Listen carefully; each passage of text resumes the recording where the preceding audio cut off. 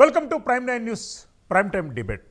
ఢిల్లీ పెద్దలను కలిసేందుకు చంద్రబాబు నాయుడు పవన్ కళ్యాణ్ రేపు ఢిల్లీ బయలుదేరేళ్ళనున్నారు.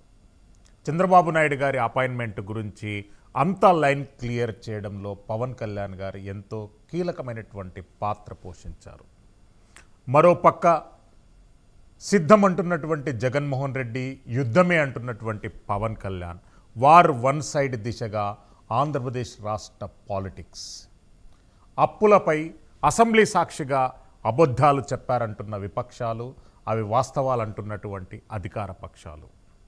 చంద్రబాబు నాయుడు గారి జీడీ నెల్లూరు బహిరంగ సభలో పలు ఆసక్తికరమైనటువంటి వ్యాఖ్యలతో పాటు జగన్మోహన్ రెడ్డి గారిని పారదోలడమే ప్రధానమైనటువంటి అజెండాగా ఆయన అభివర్ణించారు. Prime nine news prime time డిబేట్లో మనతో పాటు పెద్దిరెడ్డి రవికిరణ్ గారు, భారతీయ జనతా పార్టీ అధికార ప్రతినిధి, వివేక్ బాబు గారు, జనసేన పార్టీ అధికార ప్రతినిధి, వెంకటరెడ్డి గారు, వైఎస్ఆర్సీపీ సీనియర్ నాయకులు, అధికార ప్రతినిధి, రాష్ట్ర కార్యదర్శి మనకు లైవ్లో అందుబాటులో ఉంటారు. రవికిరణ్ గారు, ఏంటండి అంటే ఢిల్లీకి ప్రయాణించనున్నటువంటి చంద్రబాబు నాయుడు, పవన్ కళ్యాణ్ గారు అపాయింట్మెంట్లు ఇప్పించడంలో కీలక పాత్ర పోషించారు. చంద్రబాబు నాయుడు గారు, పవన్ కళ్యాణ్ గారు ఇద్దరు కలిసి ఢిల్లీకి వెళ్ళి కూటమి మంతనాలు సాగిస్తారనేటటువంటి అంశం ఎట్లా ఉంటాయండి అప్డేట్స్? శ్రీశైలం గారు, ముందుగా మీకు, తోటి ప్యానలిస్టులకి, ప్రైమ్ నైన్ వీక్షకులందరికీ శుభ సాయంత్రం అండి. శ్రీశైలం గారు, మీరు ఒక వారం రోజులుగా గమనిస్తుంటే ప్రెస్ కానీ print and electronic media first ఒక ప్రచారం చేశారు. ఇది వారం రోజుల క్రితం పవన్ కళ్యాణ్ గారు ఈ రోజు సాయంత్రం లేకపోతే రేపు సాయంత్రం ఢిల్లీ వెళ్ళిపోతున్నారు, ఆల్రెడీ పిలుపు వచ్చింది అని చెప్పేసి చాలా పేపర్లోనూ చాలా టీవీలో కథలా నడిచేసింది. ఓహో, వెళ్తున్నారేమో అనుకున్నాం.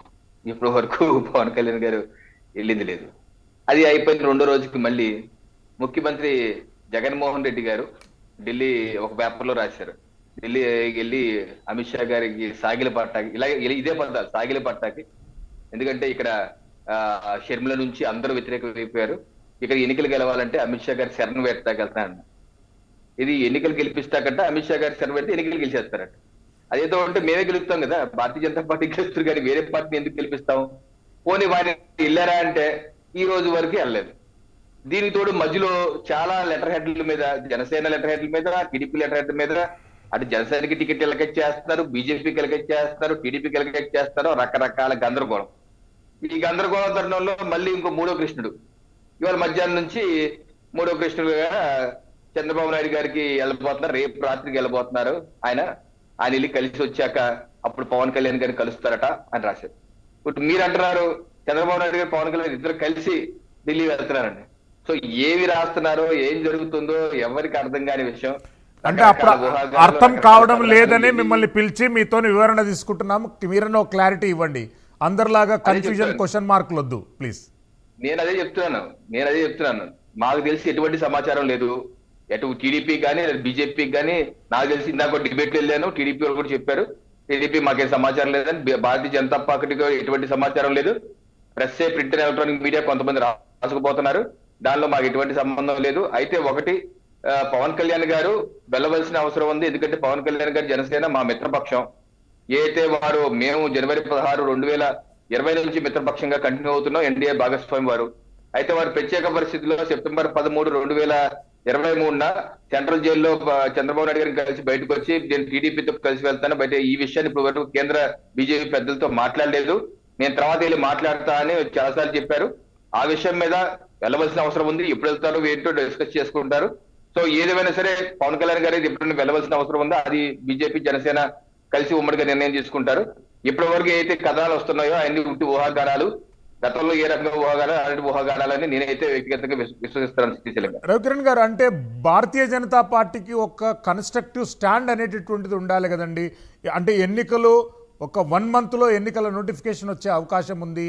మీరు మిత్రపక్షంగా వెళ్తారా, మిత్ర విభేదంగా వెళ్తారా, సింగిల్గా వెళ్తారా అనేటువంటి ఒక పొలిటికల్ స్టాండ్ లేకుంటే గ్రాస్ రూట్ లెవెల్లో, బూత్ లెవెల్లో నెట్వర్క్ అనేది ఎట్లా డెవలప్ అవుతుందండి? చాలా చక్కటి ప్రశ్న అడిగారు.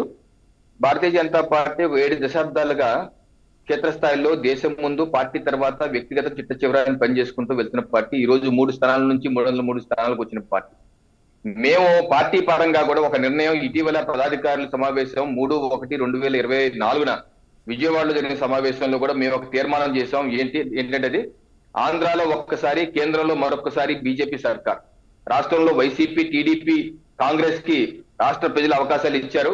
అయితే భారతీయ జనతా పార్టీకి ఒక అవకాశం ఇవ్వండి. కేంద్రంలో ఏ రకంగా ప్రధానమంత్రి నరేంద్ర మోడీ గారు మచ్చలేని పరిపాలన అందిస్తారో అటువంటి మచ్చలేని పరిపాలన రాష్ట్రంలో అందించాలి అంటే ప్రజలు భారతీయ జనతా పార్టీని ఆశీర్వదించాలి. అందుకనే ఆ తీర్మానం ప్రకారం మేము 175 స్థానాలకి, అసెంబ్లీ స్థానాలకి, 25 పార్లమెంట్ స్థానాలకి పూర్తిగా సన్నద్ధంగా ఉన్నాం. 46,163 పోలింగ్ బూత్లు ఏదైతే రాష్ట్రంలో ఉన్నాయో అన్ని పోలింగ్ బూత్ల్లో భారతీయ జనతా పార్టీ గణనీయమైన ఓటు వచ్చేయంగా మేము క్షేత్రస్థాయిలో పనిచేసుకుంటూ వెళ్తున్నాం. వచ్చే వారం నుంచి కూడా పల్లెపల్లెకి బీజేపీ, గడప కమలం కార్యక్రమంలో పల్లెపల్లెలకి వెళ్తున్నాం. ప్రజలు కన్విన్స్ చేస్తాం. మేమైతే అన్ని స్థానాలకి రెడీ అవుతున్నాం. సో పొత్తులు ఎత్తులు అనేది ఎన్నికలు వచ్చినప్పుడు చూసుకుంటాం.